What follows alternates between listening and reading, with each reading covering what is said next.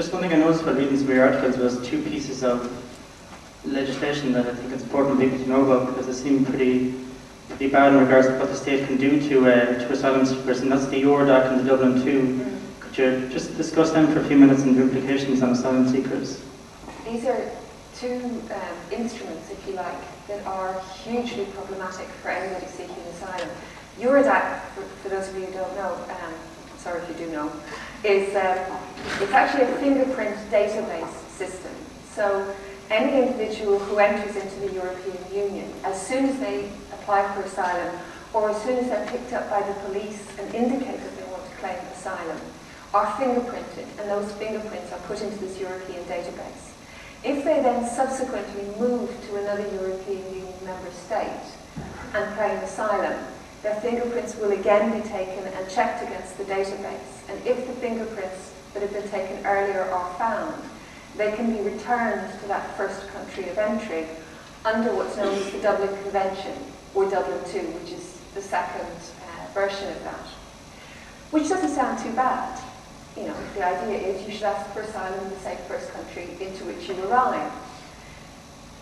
It might be okay if you were guaranteed that you could ask for asylum when you arrived into that country. But at the moment, Greece is the country receiving most of the initial entrants into the European Union. And the reality is that the Greek infrastructure cannot cope. Even if they wanted to, they're unable to process the number of asylum applicants they have.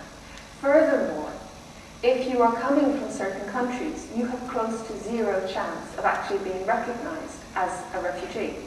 So the people that I work with, the Afghans, know that they have no chance of getting asylum in Greece. In addition, although some of them spend quite a long time in Greece, I've known young men who've been there for up to 3 years, and they're able to find work and they may make friends in Greece, but you can't build a life there if you don't have papers. So inevitably they move on. But when they move to another European country, the other European countries have by and large, until relatively recently, been uninterested in the fact that in reality, if you claim asylum in Greece, you're not going to get it, and you may be returned to Turkey.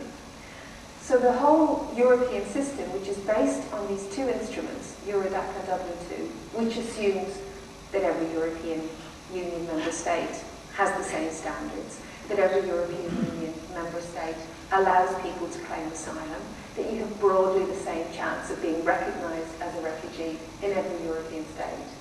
In fact, what those two instruments do is put people into limbo for years, to such an extent that they're homeless, sleeping under bridges, in the bitterest of winters, that they find it very hard to access medical care or dental care, which might sound that important, but actually if you put a toothache and you're sleeping out under a bridge at night, that's the closest thing I can imagine to hell. But it also importantly means that you find it really difficult to access good legal advice, and without good legal advice, you stand almost no chance of being recognised as a refugee. And it really matters where you can ask for asylum. If you ask as an Afghan for asylum in Greece, almost no chance of being recognised. The reality is, if you can ask for asylum in France, and it's difficult because they will try to push you back to Greece, but if you can ask for asylum in France and you're from Afghanistan, you have a 42% chance of being recognised as a refugee. So there are all kinds of contradictions and problems, which mean that it matters enormously where you claim asylum. And personally, I have a real problem with an asylum system that doesn't recognise the fact that we're human beings and we have communities and relationships. So very many of the Afghans that I know have family or friends in the UK, or in Sweden, or in Germany. And so they want to be with their family and friends. And actually it makes good sense, because if you're with your family and friends, they're more likely to be able to accommodate you. They're more likely to be able to explain the system to you. Whereas if you're in France or in Italy, it's that much harder for you to integrate. It's that much harder for you to find your feet. So I think those two instruments are hugely problematic. They're causing an enormous range of problems for asylum seekers. And they're also causing a huge range of problems for individual states, because the big problem for Greece is it's not fulfilling its duties, but it is under a huge amount of pressure. And in a way, it's not fair that the country, which is the gateway into Europe, is not being allowed to let people pass through. Other European member states are going, no, you take them back.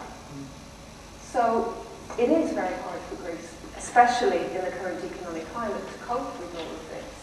And there is a real lack of willingness to share the responsibility for caring for a very vulnerable group of people.